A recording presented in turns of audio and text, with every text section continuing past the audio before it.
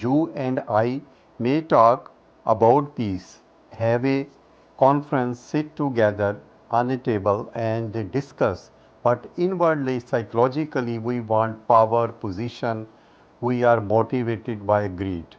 We intrigue, we are nationalist, we are bound by beliefs, by dogmas for which we are willing to die and destroy each other. Do you think such men, you and I, can have peace in this world? To have peace, we must be peaceful.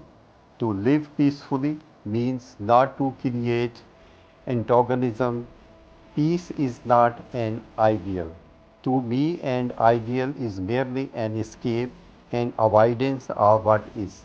A contradict of all this is an ideal prevents direct action upon what is, which we go into presently and talk another. But to have peace, we will have to be live with the peaceful life, not the ideal, actually peace of life.